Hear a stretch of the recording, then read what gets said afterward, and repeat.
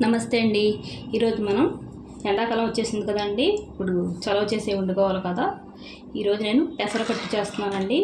ముందుగా 150 గ్రాముల పెసరపప్పు బాగా వేయించేసి శుభ్రంగా కడిగి మెత్తగా ఉడకబెట్టుకొని ఎనిపి ఉంచుకున్నానండి. ఇప్పుడు ఎలా తయారు చేయాలో చూద్దామండి. చూడండి, నూనె వేడెక్కింది. నేను చాలా సింపుల్గా చేస్తున్నానండి నా స్టైల్లో. ఇప్పుడు జీలకర్ర ఆవాలు వేసుకుందామండి. తాలింపు ముందు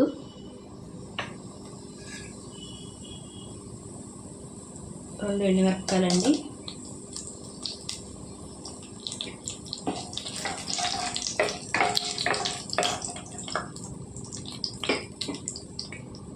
నాలుగు వెల్లుల్లి రెమ్మలండి, కొద్దిగా కరివేపాకండి, తాలింపు వేగింది కదండి. ఒక్క ఉల్లిపాయ అండి చిన్న సైజు పోసి పెట్టుకున్నాను, 3 టమాటాలండి, 4 పచ్చిమిర్చి. చూడండి, 3 టమాటాలు కోసి పెట్టుకున్నాను, 4 పచ్చిమిర్చి, నిమ్మకాయ అండి పులుపు గురించి. ఇందులో మనం పసుపు, రుచికి తగినంత సాల్ట్ వేసుకుందామండి. తీసుకొని వేసుకుందాం. పెసరపప్పు కదండి, కొద్దిగా తక్కువ పడద్ది. బాగా వేగాలండి ఉల్లిపాయలు.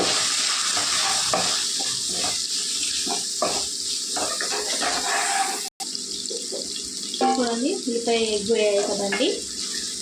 ఇందులో మనం తగినంత కారం వేసుకుందాం.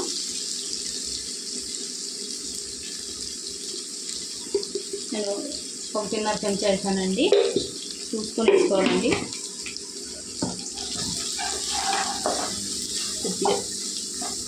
కొద్దిగా వేగిన తర్వాత టమాటాలు వేసుకుందామండి. ఇప్పుడు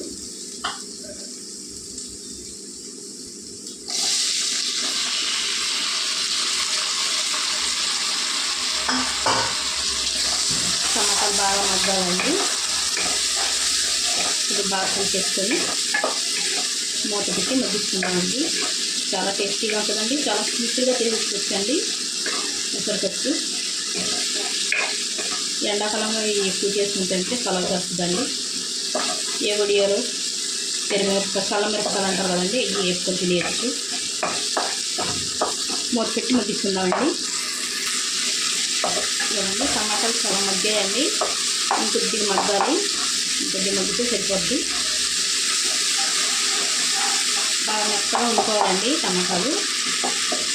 ఇలా వండుకుంటే బాగా మెత్తగా అయిపోతాయి. నాటు టమాటాలు కదండి, తొందరగా ఉడికిపోతాయి. ఇప్పుడు నాటు టమాటాలు వస్తాయి కదండి, అవి వేసుకుంటే బాగుంటుంది టేస్టీగా.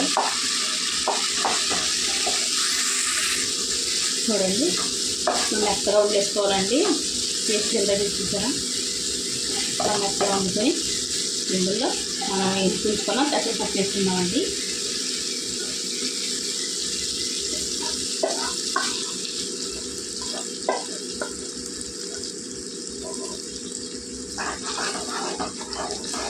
బాగా కలిపేసుకుందాం ఇందులో కలిసేలాగా.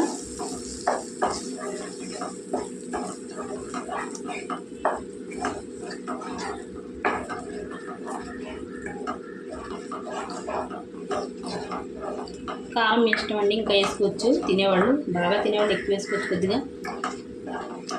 చూడండి, ఇంత బాగా కలిసిపోయింది కదండి.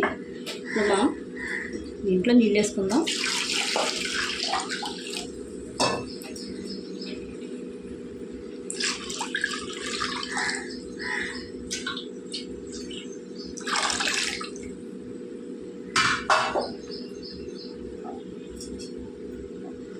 మన ఇష్టం అండి, మనం పలుచగా తింటే పలుచగా, చిక్కగా తింటే చిక్కగా నీళ్ళు సరిపడా వేసుకోవాలండి. బాగా కలిపేసుకుందాం. చూడండి, ఇలా బాగా కలిపేసుకోవాలి. ఇందులో పచ్చిమిరపకాయలు వేసుకోవాలండి. ఫస్ట్ నుంచి అయినా వేసుకోవచ్చు, ఇప్పుడైనా వేసుకున్నా బాగుంటాయండి.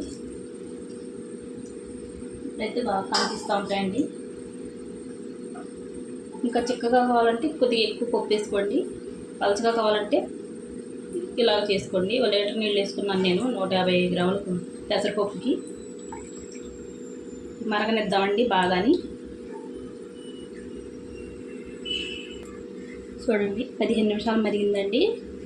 ఇప్పుడు మనం తిప్పేసుకుందామండి. చూడండి, ఈ చిక్కదనం అయితే సరిపోద్దండి మనం కలుపుకోవడానికి అన్నంలోకి. ఇలాగా చాలా కమ్మగా ఉందండి. ఇప్పుడు మనం స్టవ్ కట్టేసుకుందాం. ఒకసారి బాగా కలుపుకొని ఇప్పుడు ఇందులో నిమ్మరసం వేసుకుందామండి. చూడండి, 2 నిమ్మకాయల రసం అండి ఇది. తీసేసుకుందాం. పులుపు తినేవాళ్ళు ఎక్కువైతే ఎక్కువ, తక్కువైతే తక్కువ వేసుకొని తినొచ్చండి. ఇది బాగా కలుపుకొని చూసుకుందాం మనం. అని ఇప్పుడు చూసుకుని వేసుకోవాలండి. మరీ ఎక్కువ వేసుకోకూడదు, మరీ తక్కువ వేసుకున్నా టేస్ట్ ఉండదండి. సరిపడా వేసుకోవాలి సమానంగా పులుపు. బాగా కలుపుకొని ఒకసారి మనం పులుపు చూసుకుందాం.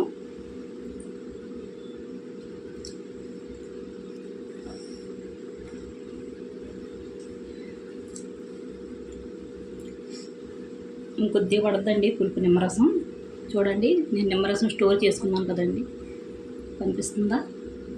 గాజు సీసాలో ఇది వేసుకుంటున్నానండి.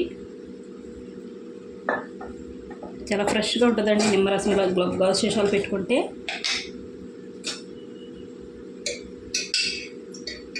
చూడండి ఎంత బాగుందో నిమ్మరసం. ఇప్పుడు పిండినట్టు ఉంటుందండి.